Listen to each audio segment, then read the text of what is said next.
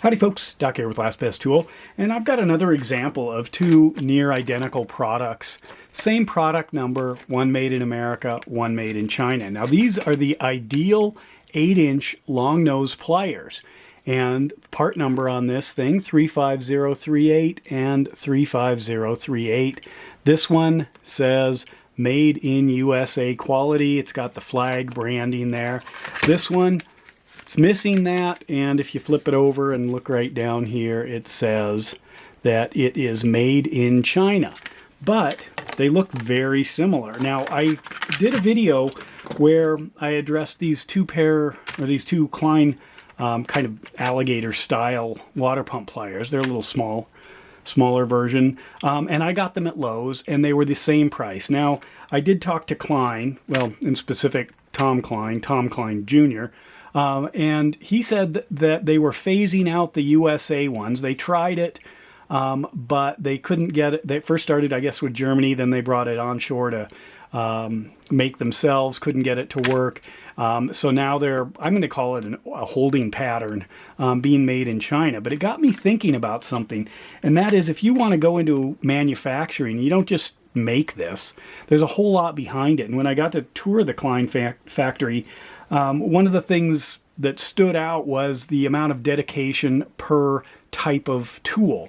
You had to build out the machines. It took floor space, took operators, took raw materials. You had the packaging. I mean, everything ties into that one tool. And you have to probably sell enough of those to make it worthwhile. But I was thinking about this one. This is kind of a rare tool. Most people do not have something like this.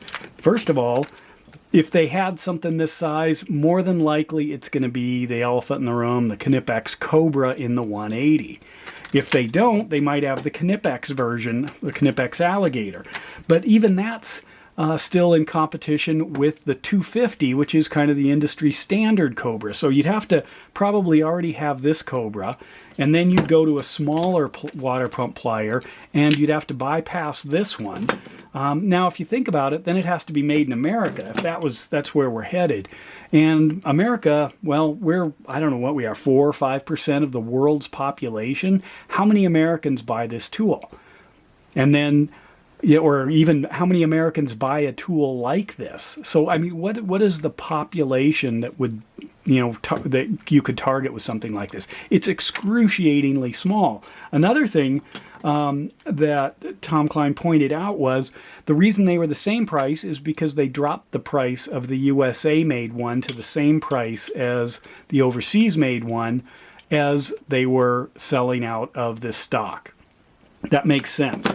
In the case of these ideals, the USA made one was about $5 more. And that's probably what this difference here would have been as well, something like that. But I probably made it easier, just had them the same price. Now these are all gone. In fact, after my last video where I discussed these, I noticed that this was trending in the Lowe's store online. Kind of interesting. But anyway, going back, let's take that same logic and apply it here. Needle nose pliers, much more popular, but what's the elephant in the room? I'm going to actually give that to Klein. I mean, Knipex makes some great needle nose, but often we think of, if you had to grab a pair of needle nose, I'm often thinking Snap-on, but in reality, most people, it's probably going to be, if you had to have one overall bestseller, it's probably the Klein. So Klein would outcompete these. And then you would have to set up everything, to manufacture these. And this is a much more competitive space. This isn't quite, it's a different kind of competition because it's such a small pool. But obviously, everyone and their dog is making these guys. And they're US made, there's German made, there's overseas made, Japan made, there's tons of them. So Klein can afford to put an extreme amount of effort and resources and factory floor space and employee hours into producing something like this because it's got enough of the market that they can easily, make money instead of probably lose money. However, Tom Klein did also offer that he's taking the long view, and they're hoping to bring this back amongst many other tools. And in fact, I probably picked up an outlier here.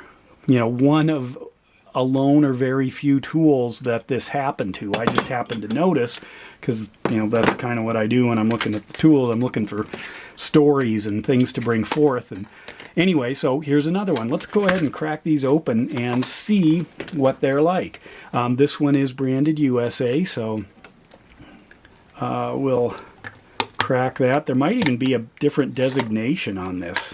Let me see here. Pop that open.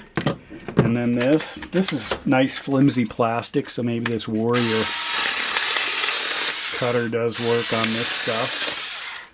Just not on, on its own stuff. So, whoops. Let me look close at the numbers there.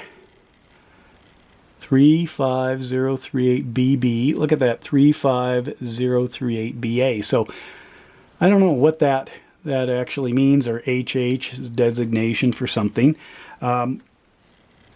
Little different profile, subtle. You can see that the USA made one has a bit of a finer tip.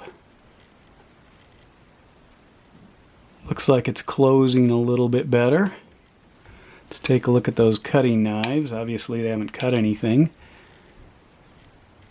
Looking at the finish work, they are a little different. You can see in the design. So what did they do here? They just kind of cut that out. Let me close these and hit them with a light here and see. Similar. Anyway, as far as the feel, no real movement there. Rivet. Look at the size. The overseas one, it has a much larger rivet, and that rivet looks like it's higher up, so it might be higher leverage too. Really close in the design. There's a little bit of a difference there. That means there might be a weight difference, but I don't really notice it. But anyway, there it is. Another example of USA made versus Chinese made of the exact same tool. If you've got an example that you've seen somewhere, let me know. But then, of course, it also brought up the idea of how can Snap-on afford to make, you know, these when the market for them is so excruciatingly small. You know, it isn't just how many people can buy this stuff, which is available. There's 1,700 Lowe's stores, and say each one has, I don't know, 5 of these on hand or something. You know, you're talking about, you know, just under 10,000 roughly pairs of these things. I don't know how often they sell. How often would an average Lowe's store sell a pair? You know, if it's 1 a month or 5 a month, you know, that would give you some numbers to work with. But thinking about this, you know, versus having to find a Snap-on truck, or if it comes and then you need one of these and it's got a lifetime warranty, so it's not like you're buying multiple ones, you know, that might explain why it costs so much. It might be expensive to make Snap-on tools, but when you think about some Gucci, you know, super cutter made in the USA, it's going to cost probably a lot to manufacture this and then have that supply chain. And then how many are you actually going to sell, you know, even around the world, even with government contracts? I mean, it just can't be that many. So we should count our blessings that we've got these even available. Because I know there's probably a lot of countries where you can't get, you know, higher quality tools. They're just simply not available. Doesn't mean you can't build amazing things, but if you enjoy tools, you know, especially as much as I do, having the option, having the ability to get something, you know, these high quality tools and be able to use them on a whim even in a local store. I mean, that's pretty amazing. So that might have something to do with the price. But anyway, let me know your thoughts. And with that, Doc out.